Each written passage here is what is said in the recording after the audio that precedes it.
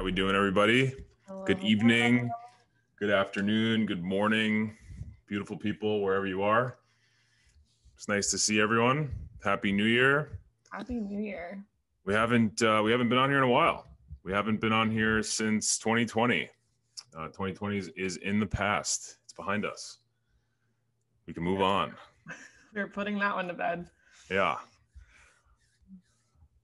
Some familiar faces in here. Nice to see everyone. Hope everyone had a nice holiday break.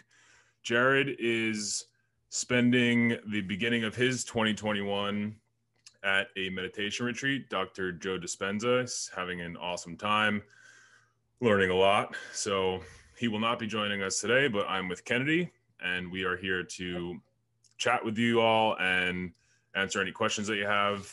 For those of you that don't know how this works, if it is your first time here, or maybe you just need a little refresher, we are taking live questions. We're gonna do a little brief little talk here in the beginning, just going through some cool topics, and then we're gonna take any and all questions that you have about life, about money, about e-commerce, about drop shipping, marketing. If you just want to talk, we're here.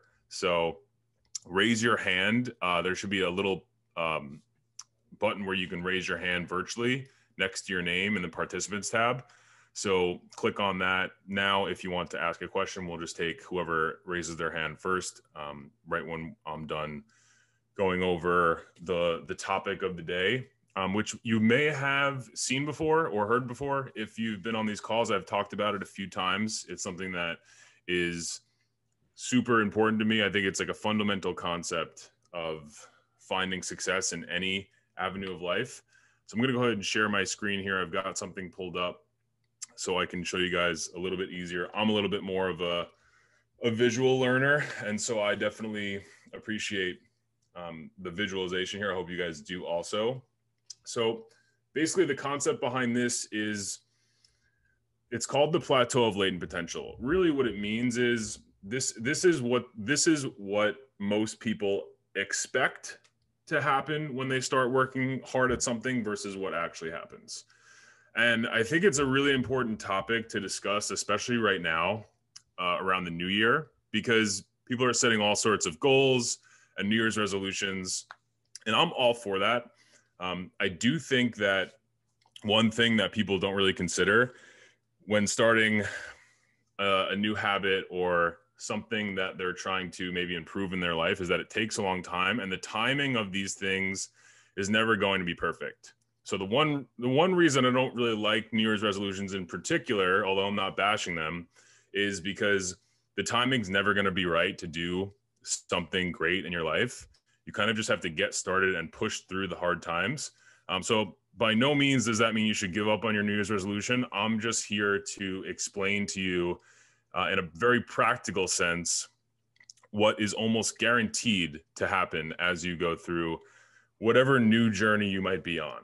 So in this graph here, it's clearly labeled. You've got the results axis here, you've got the time axis here going out, and then this linear line right here is labeled what you think should happen, right? This is a linear straight line. It's saying that 1 unit of time and effort is going to equal 1 unit of results. That's kind of logical. It sort of makes sense. It's like, okay, I put in this much effort, I should see this much results or this much return. But what actually happens is it's actually your results happen on an exponential curve. And this is due for many reasons. It's mainly due to the compounding effects of all of the energy that you're putting towards something, all the good things that you're doing. Takes time for those things to build on themselves. So what's interesting about this graph is that where these two lines cross and where they intersect is quite far down the time axis, right? It takes a lot of time to actually get more results than what you might think. And so in the beginning, when you're building a habit, when something's really hard, when you're not really seeing many results, this is what's called the valley of disappointment. And so this is the most crucial fundamental aspect of building a habit is getting through the valley of disappointment. This is where everyone quits because you've put in a bunch of time, you've put in a bunch of energy, you're not really seeing the results, and your logical brain says, why would I continue to do this if I'm not seeing any results? And you give up. And this, if you can push through this period, this valley of disappointment, you could achieve great things. And anything that's worth having, anything that's great, you're going to go through this valley of disappointment. Whether it's building a business, whether it's trying to lose 20 pounds, anything that is worth having is going to take a lot of time. It's going to take a lot of effort, and your results will come exponentially. They'll be on this exponential curve. And so I just wanted to kind of drive that point home of where a lot of us in the next 4, 8, 12, 16 weeks are going to be right here in this valley of disappointment. I've been there many times. I'm sure Kennedy's been there many times. Oh, yeah. It sucks. It's not fun. But you just have to remember that all the good things that you're doing, all those good habits that you're building, they're compounding on themselves. And once you come out on the other side, it's all going to be worth it. But this time right here, it is very difficult to stay motivated. So just keep that in the back of your mind. You know, if you haven't really given it enough time, you're not going to see the results that you think you should see. So I just wanted to go through that. Again, raise your hands if you have any questions about anything. If you want to talk marketing, if you want to talk e-commerce, if you want to talk mindset, we're open to any and all questions. You can drop them in the Q&A box if you don't want to come up live, or you can raise your hand if you want to come up live. And I actually wanted to zoom out here. I found this really cool article on Medium discussing the plateau of latent potential. And if you scroll down here, this graph is actually really cool also. It's called The Power of Tiny Gains. And so what this is showing is this top line here that's trending up is someone that's making, or a team that's making decisions that make them 1% better every day. And this graph, or sorry, this line here, this curve here is showing a team or an individual that's making themselves 1% worse every day. And so you'll see here, this is obviously exponential also, but this compounds on itself, and throughout an entire year, 1 turns into 37. And here, this turns into a loss, 1% worse every day, obviously. So 1% better every day versus 1% worse. You wouldn't think that just 1% each and every day would make you that much worse or that much better. But again, these things compound on themselves. If you've ever done the simple math on a compounding interest account, you'll see that $1,000 turns into $1 million really, really fast at the end. Almost all the growth comes at the end. I shouldn't say really fast. It actually takes a really long time, but if you get in early enough, those results start to compound on themselves. And at the end, you'll see all the growth. So I hope you guys got some value out of that. Drop some questions or comments in the chat box if you guys thought that was helpful, if you want me to clarify anything, or if you want to come up and ask any questions. Kennedy, do we have any questions loaded up from previous calls or from the backlog anywhere? Yeah, we have a few. So the first one that I think would be super important to answer as we're coming into 2021 is, how do we effectively market in the beginning of the year, and what marketing tactics do you think that people should start using in 2021 that we haven't used before? So I think it's well, to answer the question specifically, I'm not sure if there's anything that we should be using that we haven't been using before, but I think that people are going to underestimate the regular forms of marketing that they've always used in the beginning of 2021. You got to think the reason why ad space gets more expensive during Q4 is because all these big brands are spending tons of marketing dollars marketing their Q4 campaigns, but their budgets are half or a third or a quarter of the price in Q1. So you're going to get that same ad space for half the price or a third of the price that you got it for in Q4. So I would just keep pounding Facebook ads, Instagram, Google, all the normal channels that we market through. Love that. Other questions I think are good. Let's see. Anyone? Come on, you guys can totally raise your hand and come up to talk to us too. We promise we're not scary. We're actually quite fun people to talk to. I don't know. Kennedy's a little scary. Depends on the day, right? So some other great questions. We're pulling it up.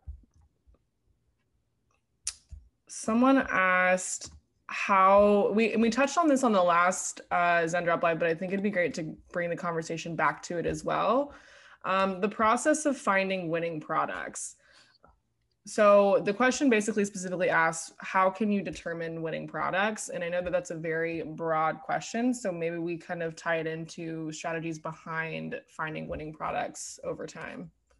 Yeah. So for me, my dropshipping career, the ways I always found winning products was usually turning my Facebook feed to all advertisements or add a lot of things to cart. And then you'll get those the pixel will fire and tell it you're an engaged shopper. And you'll get a lot more ads that way, and you'll see some trending products and get some good ideas. But there's a lot of good tools that you can use for like your Facebook feed that will turn into all advertisements.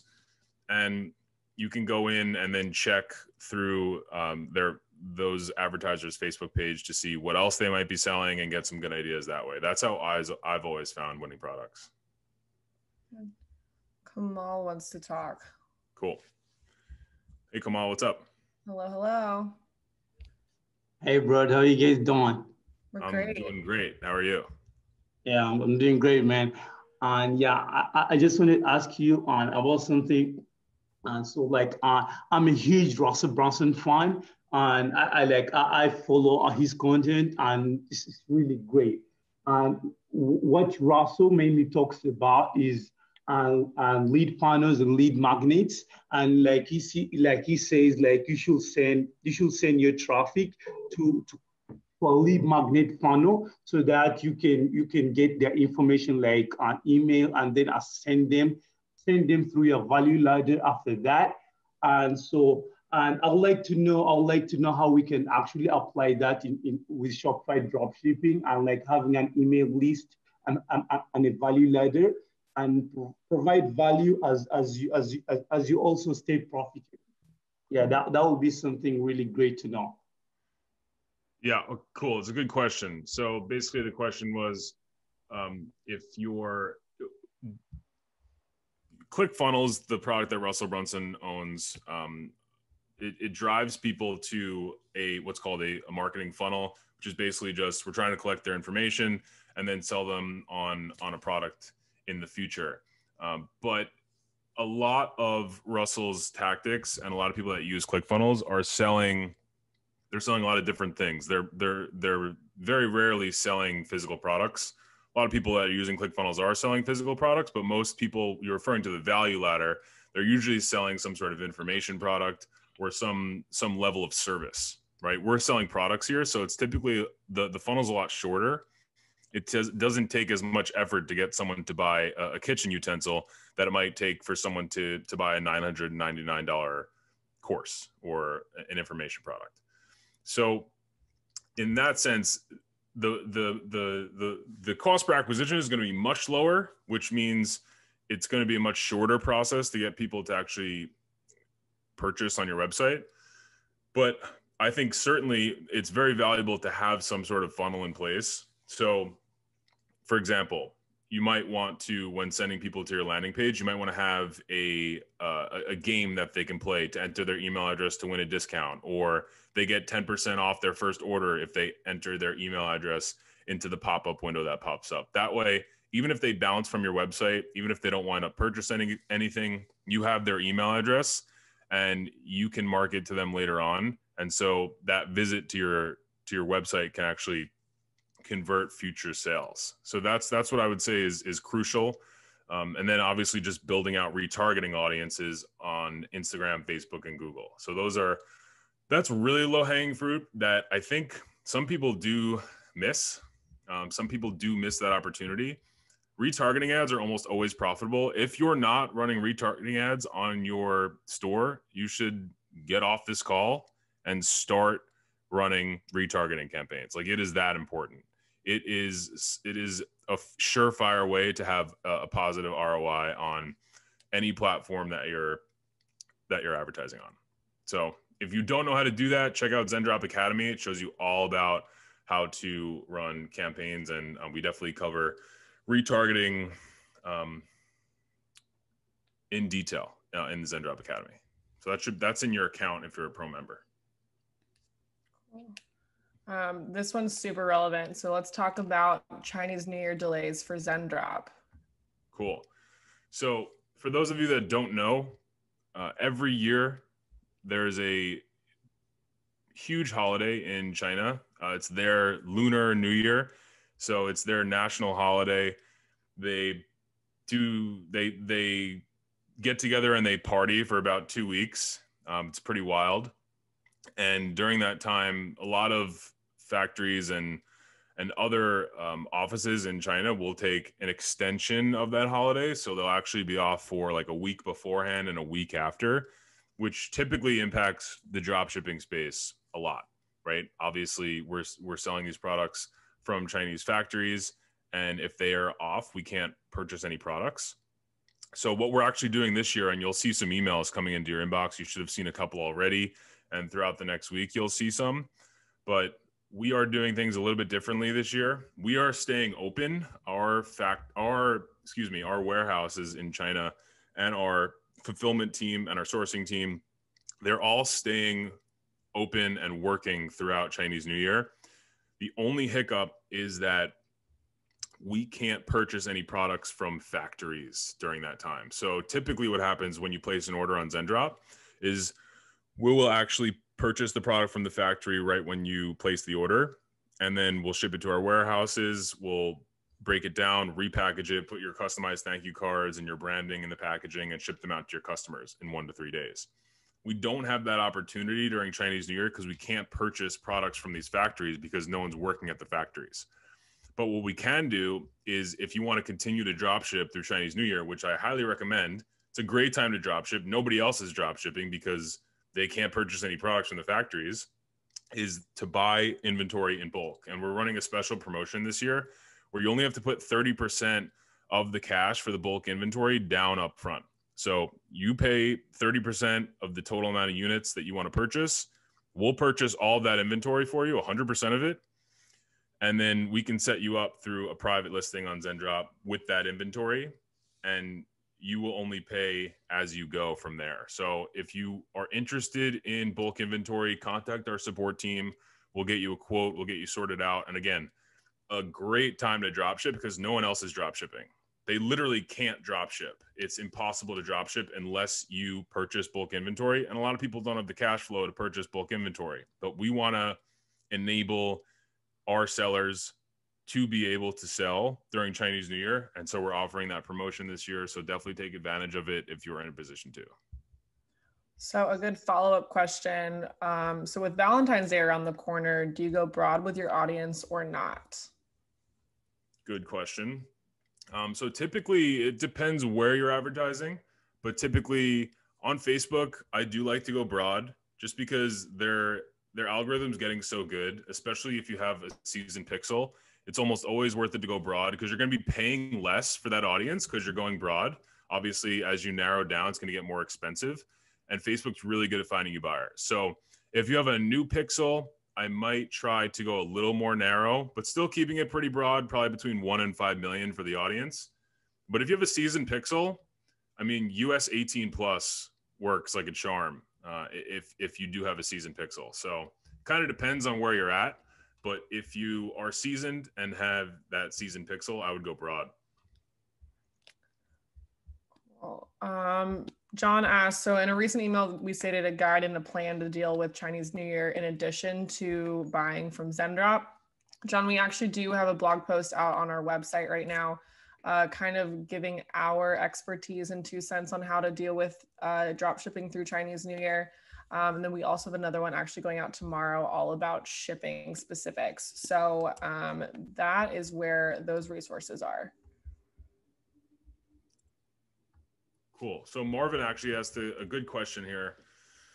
He said he often does a test order on his store just to make sure everything's working properly. And lately, when he does this, he gets a message at checkout which reads, "The item in your cart cannot be shipped to the address. Please empty your cart to process the order." Do you have any idea what could be causing this? So first of all, Marvin, love the fact that you're going through and doing a test order. A lot of people actually will not do this, and they wonder why no one's bought anything from their store. This could be the exact, like if Marvin didn't go ahead and do this test order, he'd be running traffic to a store that essentially people can't buy anything from, right? So he's just lighting money on fire. So first of all, great job in actually going through and testing your store to make sure that people could actually purchase something. That's the thing that seems obvious, but a lot of people don't do it.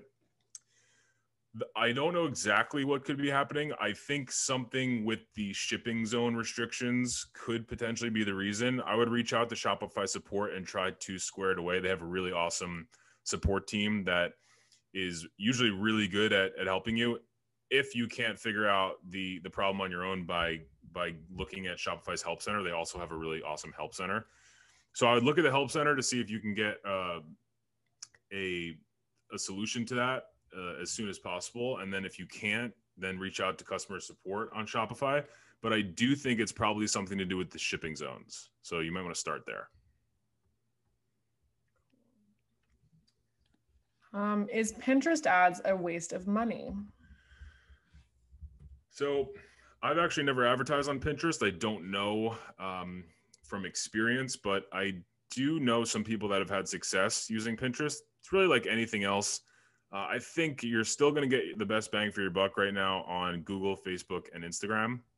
But I do think giving Pinterest is worth a shot because they have a different ad product and you could learn something by doing a Pinterest ad that, you know, it might catch fire. It might not, but that learning could lead to something great in the future on another platform. So I'm always bullish on trying things. You never know if it's going to work until it does. I've never actually physically myself advertised on Pinterest. I don't think it's a waste of money. I think it's worth a shot. So I actually have advertised on Pinterest quite extensively, so I can give my 2 cents here. Definitely not a waste of money.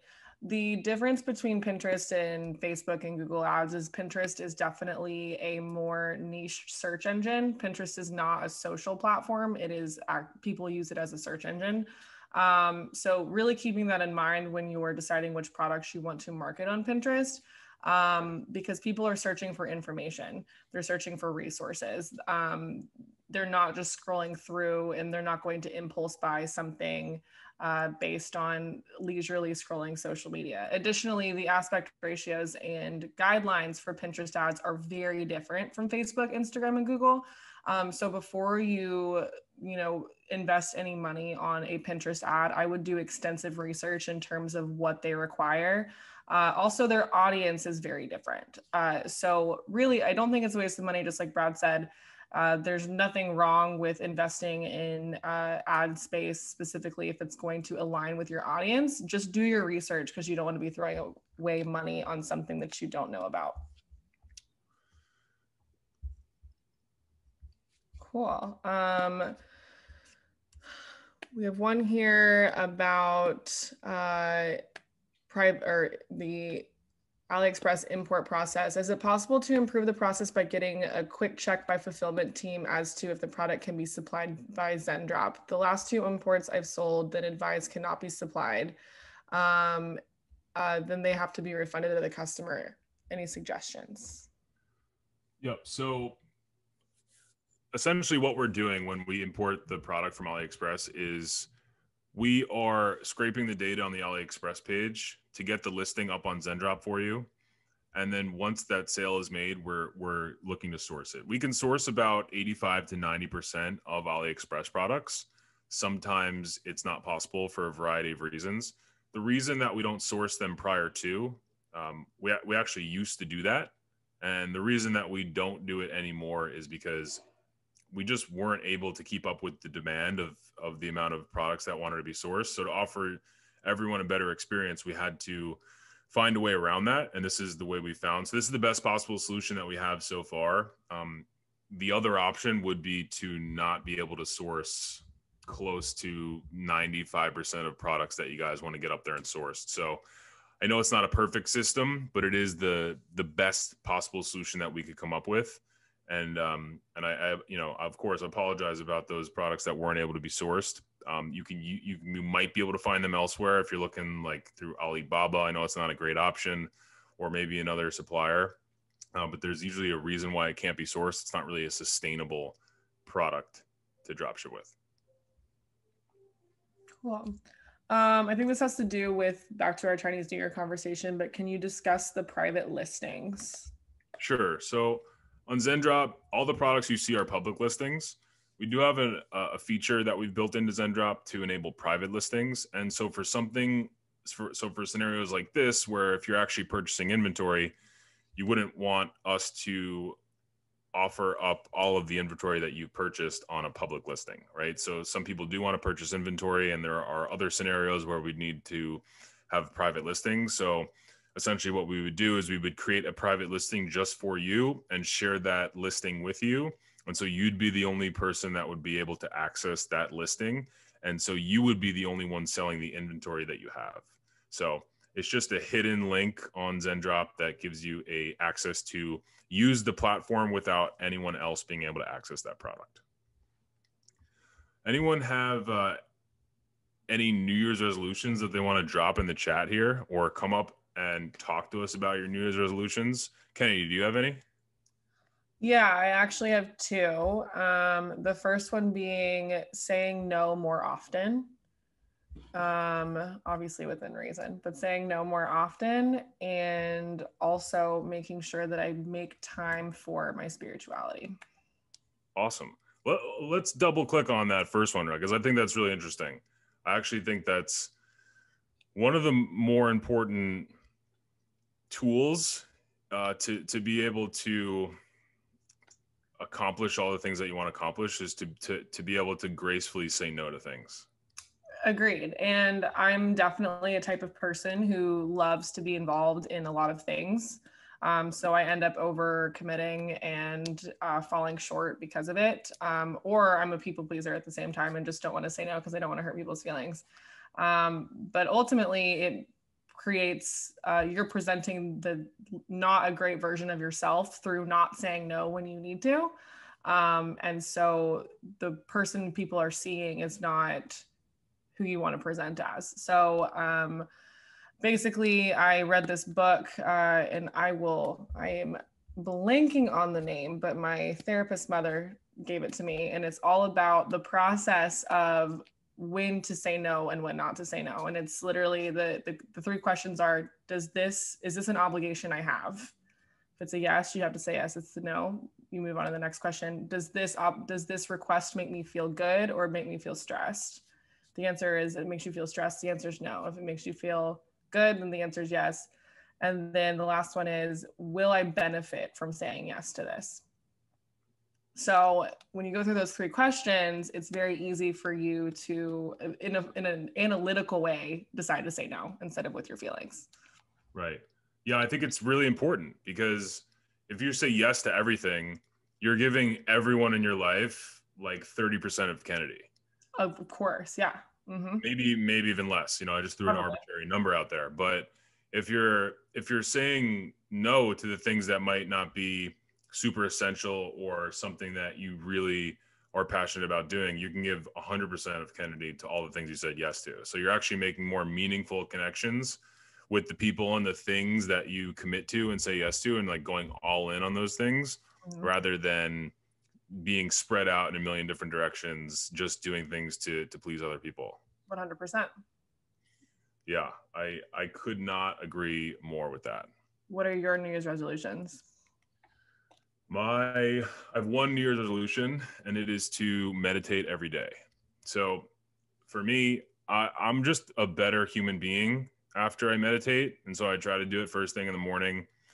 It's something that I've done for a few years, but I've never taken it really seriously. I kind of like do it here and there. But every time I do it, it's like going to work out, right? Like I'm never like, oh, damn, I shouldn't have worked out. You know, it always feels good. And even if it's for 3 minutes or 5 minutes, you know, even if it's just closing your eyes and focusing on your breath for a minute, that counts. So I made a commitment to do that every single day. It's a good one. It's a really good one. Do any of you guys meditate or need to say no more often? Or have any New Year's resolutions that you're any at all? You're gonna plow through the valley of disappointment with.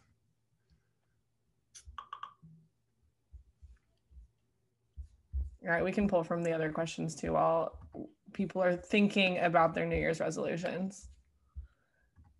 If you don't have one, now's a good time to add one to the list. Here's a question from the Q&A. Will Zendrop in the future add more features instead of just products? For example, audiences to target, etc. That's a good question. So it's a good question. There's a lot of spy tools out there. Zendrop is really centered around offering the best fulfillment experience possible, and so we're constantly working on adding features that are going to make your lives easier in that aspect. We don't have anything in the pipeline to add more features like that, but we certainly could. So it's definitely a good idea. I'll jot that down. That's a good one. Another question actually on features. Will there ever be an update on when Zendrop will integrate post-purchase upsells? Yeah, that is a good question. We're currently working on some really big integrations with other companies like WooCommerce, Magento, Amazon, so you guys can sell across more platforms and channels. But definitely would also, so you can integrate an upsell right now from Shopify, like a one-click upsell, and then you could bring that sale into Zendrop by duplicating the order into your Shopify account. But we haven't integrated with anything like that yet, but that is definitely in the pipeline of features to implement. We just have a few really big integrations to complete before then.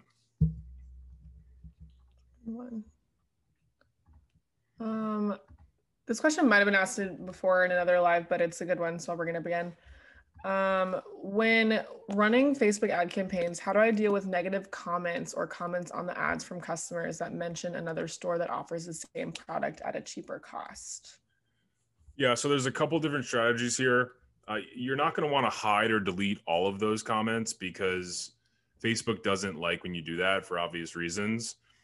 What I would do is I would make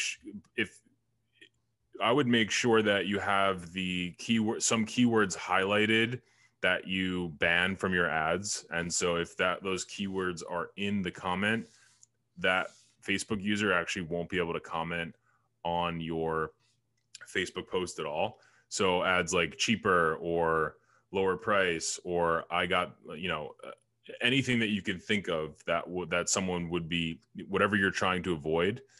There is a section in your Facebook account where you can add negative keywords, I believe they're called. And if you put those keywords in, those people won't be able to comment those comments on your Facebook post.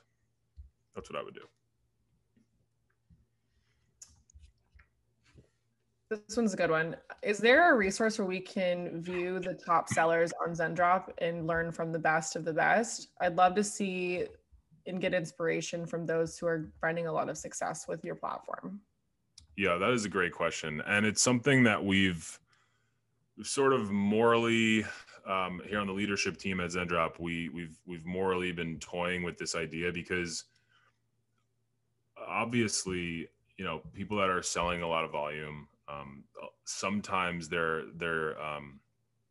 not that they want to keep it a secret, but it's not like they want to advertise to the entire world that they're selling this product, right? So we want to be able to use the data that we have to help everyone on Zendrop, but at the same time, we don't want to encroach on anyone's privacy or do anything that's morally wrong.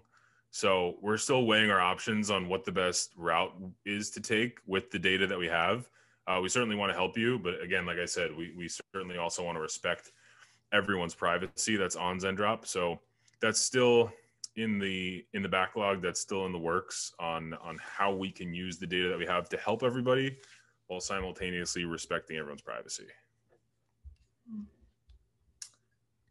Good answer. If a person purchases multiple products, does Zendrop bundle them together in one package, or do they deliver them in separate packages? So it depends on the multiple products in question. Typically, if they're small enough, they'll go in the same package. But let's say, you order one was for a package of colored pencils and the other one was an inflatable raft that was a little bit bigger. Those are probably going to go in two separate packages just because it's cheaper to ship that way. So we want to keep the cost down for you. And so those will get shipped in two separate packages. But typically, most of the time, they'll be combined into one. And then what were your obstacles in the early days of dropshipping? This is a good question. I unfortunately discovered the plateau of latent potential and the concept of it, the concept I went over in the beginning of the call after I first started dropshipping. And so it probably would have been useful to realize that I was in the smack dab in the middle of the valley of disappointment a couple of times. But I had a good support system behind me. I had Jared, and I had a lot of people in the space that were helping me get through it. What I would say the biggest thing people get hung up on, the biggest thing that I've seen, Jared and I have coached thousands of people to help them build dropshipping stores. And the most important thing is somebody's mindset. But beyond that, in a practical sense, the thing that people get most hung up on is they make a lot of sales on a product, but they can't make it profitable. Actually knowing the numbers behind the business, and if you can't make this product profitable, you just need to move on. Doesn't matter how many sales you've had on the product. I had a product that I had thousands of sales on at the beginning of my dropshipping life, and I was determined to do anything I could to make it work. I tried 20 different video creatives. I tried 20 different pieces of ad copy. I changed everything on the landing page. It just wouldn't work. I bumped the price up to try to make a little bit more margin. Conversion rate plummeted. And so it's just one of those things where some products, even though you're getting a lot of sales, don't work for whatever reason, and you're not going to make it profitable. And so I wouldn't say give up right away on it, but if you're not finding that traction early on, I mean, it's pretty obvious when you're making that traction early on. If you're not seeing the numbers that you want to see, the name of the game is testing products. So move on and test more products. But aside from that, like Jared always says, the mindset of an individual is really the thing that's going to help you succeed or fail. Kind of tying back into what I explained earlier. Like if someone is excited every day and ready to test products and they're like, I can sell 1 billion products to 1 billion people, those are the people that win, not the people that are looking for the reasons why it might not work. You're going to find what you're looking for in life. And if you're looking for good, and if you're optimistic, it's going to be much easier to get out of that valley of disappointment early. But if you're looking for reasons why things may not work, you're going to find them. Kamal is raising his hand again. Hey, what's up? Yeah, Brett. And this question just related to what you just said. And I understand that this is a numbers game, and you just you have to test products fast and move on, and not get emotionally attached to a product. So I would like to ask you, what's the easiest way to test many products simultaneously and move on if something doesn't work? I know in the last live call, you guys did not talk about the lazy man testing method, and I would really love to know that. Cool, good question. So the easiest way to test a lot of products is to have a formula, right? It's to have it's just like a science experiment, right? You want to have controls, and then you want to have variables, right? You want to have something that changes to see if it's working. So you want to have some sort of system where you have a similar landing page layout and similar ad copies and similar types of creatives to know that that's sort of like your control, right? And then whatever you're comfortable with spending, you can budget whatever you'd like to, but test as many products as you can within that budget. And the lazy man method, the method that Jared coined, is probably the easiest way to test a lot of products quickly, which is why Jared likes doing it. And so for anyone that needs a refresher on that, the lazy man method is you take very broad targeting on Facebook. You take US 18 plus, and Jared uses a budget of $100 a day. So if you're going to follow that same budget, it would be $3 ad sets, 33 of them for a total of $99 a day, right? If you want to scale that back, you could scale it back as much as you want. I would still use the $3 ad set budget. But if you only wanted to spend $10 a day, then you'd use 3 ad sets. You're just going to get data back a little bit slower, right? And so this method is a 3-day process. So it launches the ads, and then day 1, if the ad set does not have a view content, turn it off. Day 2, if the ad set does not have an add to cart, turn it off. And day 3, if the ad set does not have a purchase, turn it off. So you're spending $9 per ad set over the 3 days. And that's only if it stays on all 3 days. And you may have to tweak it a little bit if you're not using that same budget, but that's the method I would use, because those are pretty good solid metrics to hit. If you're getting cheaper than $3 view contents, pretty good. If you're getting cheaper than $6 add to carts, pretty good. And if you're getting cheaper than $9 purchases, that's really good.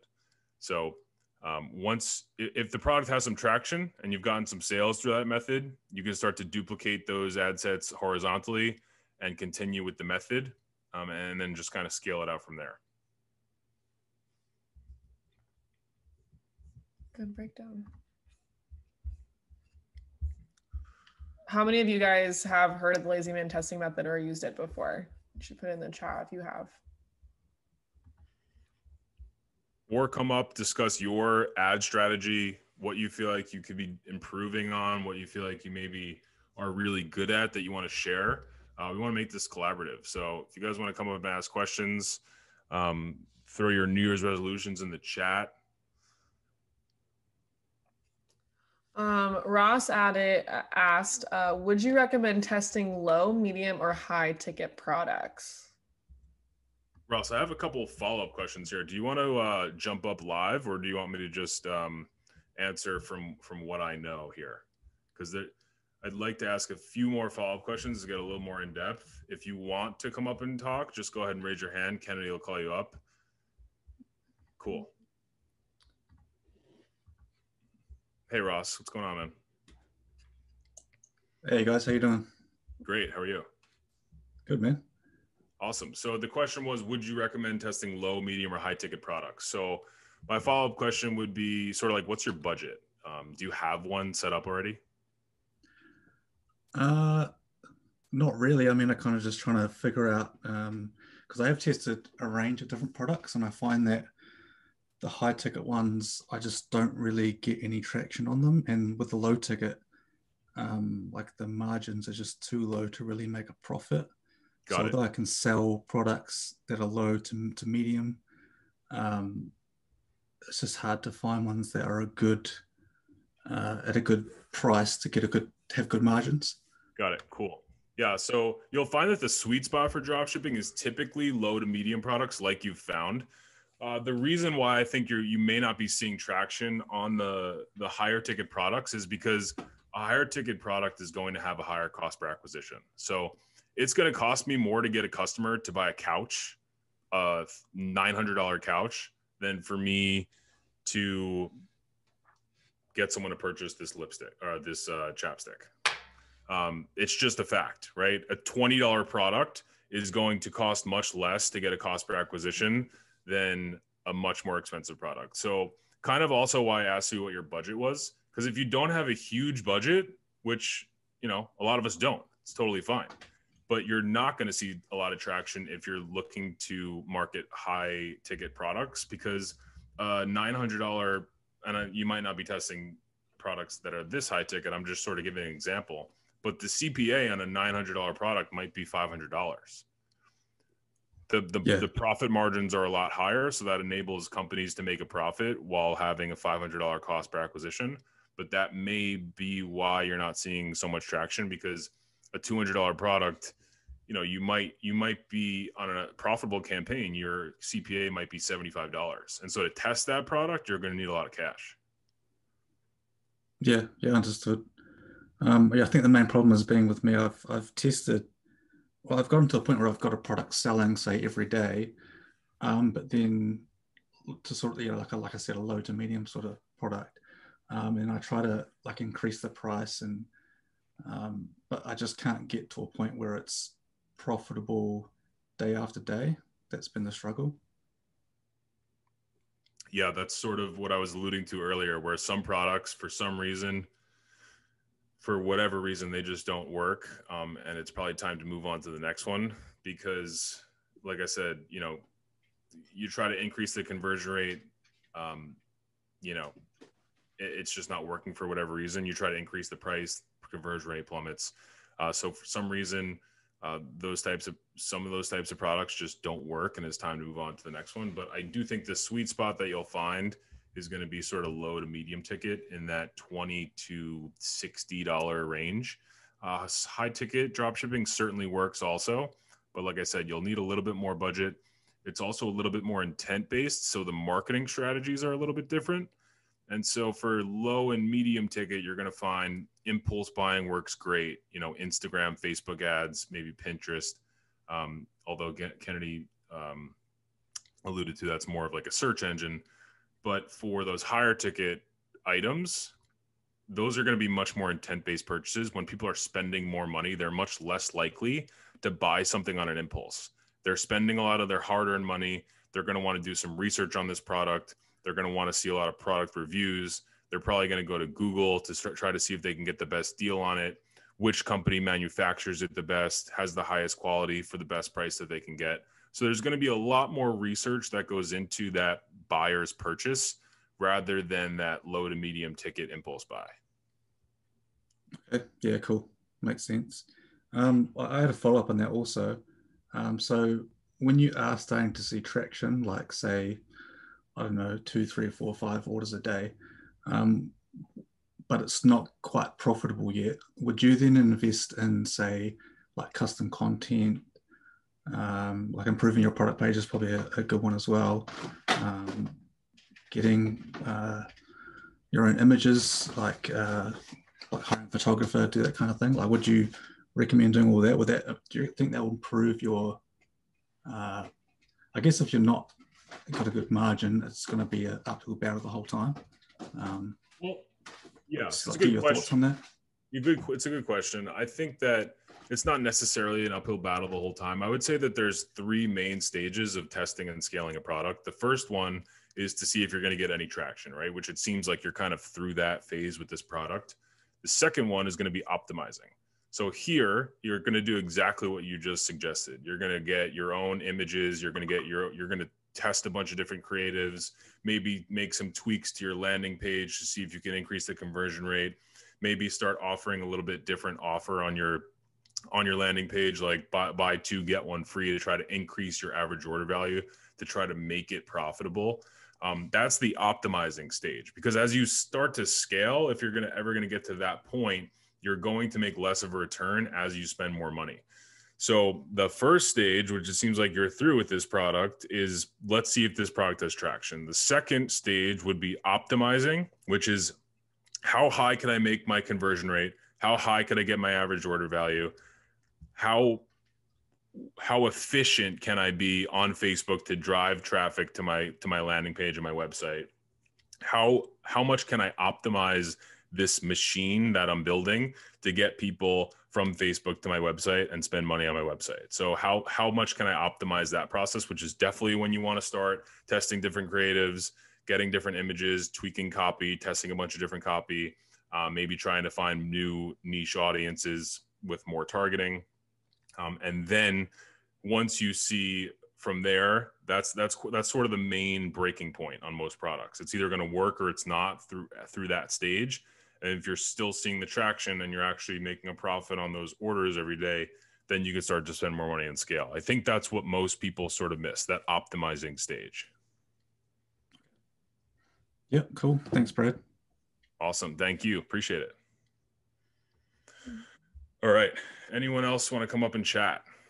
Debbie asked a good question that I'd also like follow up on. She says, where is the best place to learn about using Instagram for your Shopify store? Debbie, I also have some follow-up questions for you. If you want to raise your hand, I'd love to ask them. Yeah, I would love to know if you mean influencers or paid traffic. I have a couple of follow-up questions too. Cool. Hey, Debbie. Hello. How are you? Good. Well, I have a Shopify store, and it's a pet, dog, cat kind of thing or whatever. And I do some cute things on Facebook, whatever. And I try to put it on Instagram. And obviously there's Facebook shop and you got Facebook ads. But I mean, people keep saying how they use Instagram to make money. And so I'm thinking, what am I like? Right now, I'm just basically whatever I put on Facebook, I put on Instagram or as much as I can. But I mean, is there a way of also monetizing the Instagram in a certain way? And I know there is, I just don't know what I need to do. So you can actually set up your Instagram to be a store. And it can, if you haven't already, Shopify, actually, if you Google it, I'm sure Shopify can walk you through that process. It's just a simple change of the identity of your Instagram to saying that you are an e-commerce store. And it will allow you to actually place your products on your Instagram page that are shoppable. Instagram just came out with this update where you can literally purchase straight off of the Instagram app. So your customers can go straight to the shop section of your Instagram and plug in their payment information, and the order will be placed on your Shopify store. Well, and that's also another thing that I have, because Facebook shop is kind of like a different thing, and it had like a different payment thing. And then if you use ClickFunnels, that had a payment thing. And I kind of was more or less, let's direct them to my Shopify store, as opposed to having a payment for Instagram, a payment for Facebook, a payment for ClickFunnels. Do you know what I'm saying? Because it becomes so confusing of how many thank you letters you get and how many welcome letters and how many payment things you have. Do you know what I'm saying? Does that make sense? Yeah. So Debbie, are you referring to when you're sending people to your Instagram, do you mean like you're posting something on Instagram and your organic followers are seeing it, or are you spending money to get people to your Instagram? Yeah, no, I do like funny videos using Madison, which is my dog, and she does some singing things and stuff like that. So, I post that, and again, it's just to get to people just to get engaged, if you will. Yep. And then, I'm paying somebody right now to do my Facebook ads because I want to make time to do the videos, the cute, funny things. And I'm having like motivational Mondays and treat Tuesdays where I make treats on Tuesdays and wowza wow new product on Wednesday and have, things like that. So basically I'm just posting like cute pictures or a mini little video of Madison or what have you. And then once in a while some products, but no, I'm not, there's nothing monetized-ish on there yet, but that's what I'm trying to find out. Like, what can I do to do that? Yep. Without having to have a certain payment system, if you will, for Instagram and one for Facebook and one for, what I'm saying? Right now, I'm in the middle of doing ClickFunnels too, but I'm literally, instead of doing a payment system through ClickFunnels, I'm having them just directed to the website where my payment is already set up, my payment intakes. So you can do that if you want to simplify the things a little bit. I do think that you should go through the trouble of setting up that, the checkout flow on your Instagram, just because it'll increase your conversion rate once you do get an audience. So I don't think that it would definitely be worth going through the trouble of having those different accounts. And the thing that you can do to monetize this is to continue doing what you're doing. Debbie, you're in the valley of disappointment right now. I am. You're doing a lot, and you're working hard, and you're making videos, and those results from continuously doing those are going to compound on themselves. We're in the valley of disappointment with Zendrop Live. We got 20 people on this call right now. I would imagine in 24 months, there's going to be 2,000 people on this call, maybe more. But right now, it's extremely small. We haven't really been doing it that much. The compounding effects of what we're doing haven't really caught on yet. But when they do, it'll be an exponential growth. But right now, we're just grinding it out. We're just doing what we can do at the time with the resources that we have, right? So if you continue to do what you're doing, you know, one of those cute videos with Madison goes viral and your account gets 10,000 followers overnight, it gets fed into the algorithm more on the discover page. And now, you know, your brand is going to grow and you have a lot of organic reach, which isn't going to cost you anything to get conversions. So just keep doing what you're doing. And as it seems like you enjoy doing it, which is great, which means you'll be able to continue to do it and get through that. Right. Because technically I was a theater major, but now I'm making the dog do all the talent. There you go. Yeah, you're doing all the Thank you. Thank You're you. welcome. Have a great day. You too. Okay, Tony asked, sorry if you already covered this, but what's up with the VAT tax to UK and what would be your strategy? Tony, that's the question of the day. Question of the day, VAT tax. Our finance team has been, as you know, as soon as we got wind of the VAT tax on the 1st, our finance team has been working day and night to figure out exactly what it is and what it means for us and for you. Right now, we actually sent out an email before, so check your inbox if you haven't yet today to check that email out. That's got a lot of good information on VAT tax in it. All that we know right now is that the VAT is a value-added tax because of Brexit, because UK left the European Union. They're now charging a different tax on goods that come into the UK. So for any orders that are shipped to the UK, they're going to be subject to a VAT tax. So what does that mean?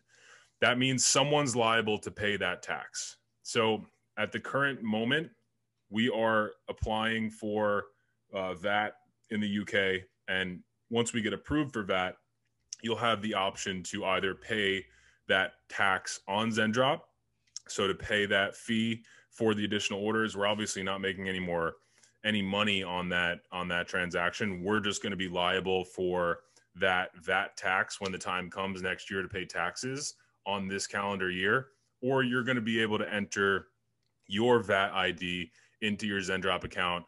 And then of course you will be liable to pay the VAT tax. If you want to avoid it completely, don't ship any orders to the UK, don't advertise to the UK, don't fulfill any orders going to the UK. That's really the only way to avoid the fee. Any packages going to the UK are going to be assessed with a VAT tax. That is all we know at the current moment. We will know more in the coming weeks, and we will for sure send you communication about that. It's a good question, though. Kamal asked a good question. Seems like a good question to sort of start to wrap up with. He asked, how do you push yourself when you're in the valley of disappointment? So really good question. It's sort of like the second question of the day here. I think it's a really good question. I think having a strong support system is really important to put yourself through the valley of disappointment. First of all, knowing about the valley of disappointment is your first step to pushing yourself through it, because now you know what it is, right? Before, if you don't understand the concept, or if you've never heard of it before or experienced it, it's just failure, right? It's just, I'm putting in this many units of energy and work and I'm not getting anything out of it. I'm not getting what I expected to get out of it. So having those decreased expectations and knowing that you're in it in the first place is the first step to getting over it. And then having a really good support system is probably the next best thing. If you don't have that amazing support system, you know, not all of us are fortunate to be surrounded by like-minded people. Don't talk about what you're doing with anyone that you don't think is going to be able to help you. So if your family is negative, or if your best friend is that guy that's always telling you that this thing's not going to work, don't talk to him about what you're doing, because who you are and who you surround yourself with and who you talk to is who you become. And they're going to convince you that it's not going to work. So you just have to stay true to yourself. If you realize you're in the valley of disappointment, you've already conquered step one. You know you're in it. You know what it is. And you know that if you just continue to work hard, you'll eventually get out of it. So having that strong support system, but if you don't talk to people or ask people what you should do if you think that there's any possibility that they might be negative or might not support you. That's good. Tying into that, Aurora messaged us saying that the original 20 of you guys should keep in touch, and you guys can also be a great support system for each other. I think that you guys are all in the same place right now, or a lot of you probably are. We actually have a Facebook group called Zendrop Exclusive, where you can get resources from the Zendrop leadership team, also seek support from each other. And if you guys have any other suggestions on how you guys want to stay connected with the Zendrop team, we'd love to hear them, because we just want to keep you guys in our community and be able to support you in any way. Yeah, I think that's a phenomenal idea. I appreciate you guys joining us. And as always, we'll see you next week. Everyone have a great night. Thank you so much. Bye, everyone.